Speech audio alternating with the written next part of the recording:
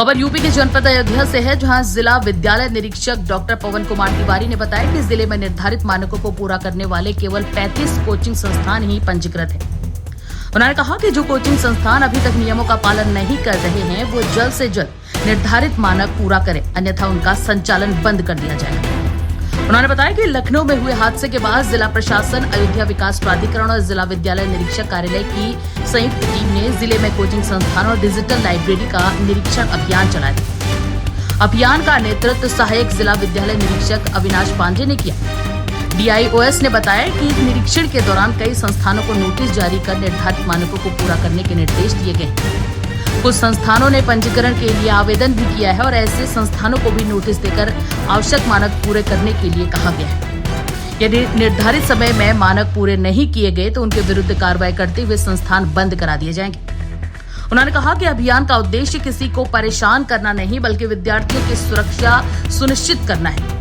निरीक्षण के दौरान कई कोचिंग संस्थानों और डिजिटल लाइब्रेरी में कमियां भी पाई गई हैं, जिन्हें दूर करने के निर्देश दिए गए हैं। अयोध्या से हमारे संवाददाता गुलशन सिद्दीकी की यह खास रिपोर्ट। सबसे पहले मैं आपके चैनल को धन्यवाद देना चाहूँगा कि उन्होंने इतना अच्छा, इतने बड़े मुद्दे को संवेदनशील तरीके से उठाया है। सबसे पहले हम लोग उन बच्चों को श्रद्धांजलि अर्पित करते हैं, उनके परिवारजनों के लिए प्रार्थना करते हैं जिनके घर के बच्चे इस दुखद घटना में दिवंगत हुए। परिवारों के लिए यह अपूरणीय क्षति है। मैं परमात्मा से प्रार्थना करूंगा कि उनके परिवारजनों को इस असहनीय दुख को बर्दाश्त करने की शक्ति प्रदान करें। जनपद अयोध्या में जो कोचिंग्स चल रही हैं, उनमें से केवल 35 कोचिंग्स ऐसी थी जो मानकों पे खरी थी और इसलिए उनको हमारे यहाँ से रजिस्ट्रेशन प्रदान किया गया था।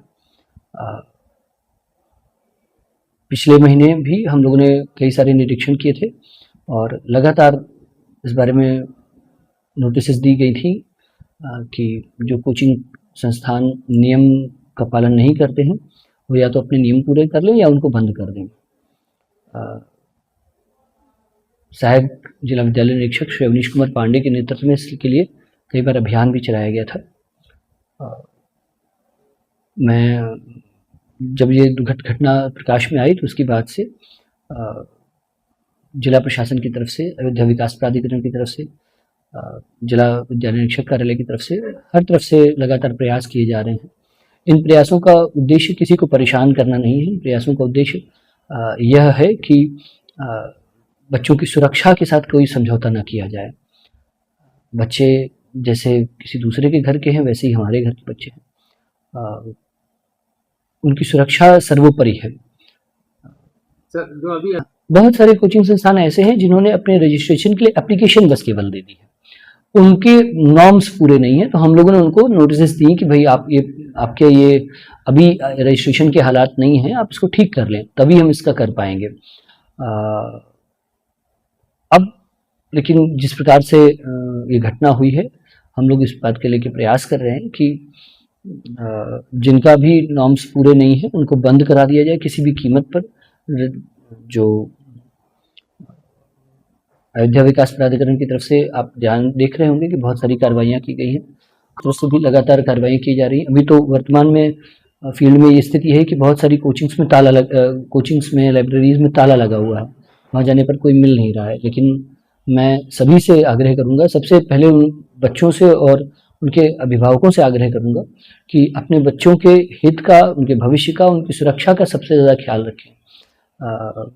घर के पारिवारिक वातावरण में बच्चा जितना अच्छा पढ़ सकेगा, उतना किसी डिजिटल लाइब्रेरी में जाके नहीं पढ़ सकेगा।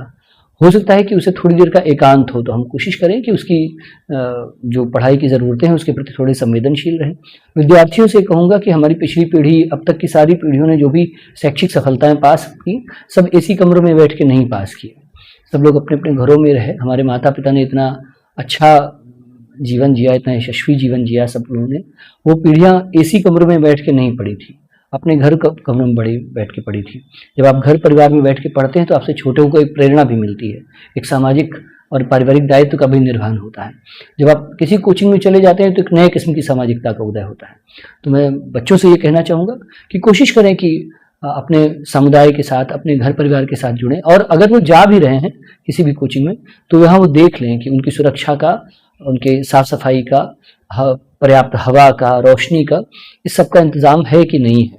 ऐसा ना हो कि हम छोटे लाभ के लिए बड़ी हानि को मोल ले लें। ये कहना चाहेंगे कि माननीय मुख्यमंत्री जी के स्पष्ट निर्देश हैं, जिला प्रशासन के स्पष्ट निर्देश हैं, शासन की स्पष्ट मंशा है कि अगर बच्चों की सुरक्षा के मानक जिन कोचिंग में पूरे नहीं हैं उनको चलने नहीं दिया जाएगा।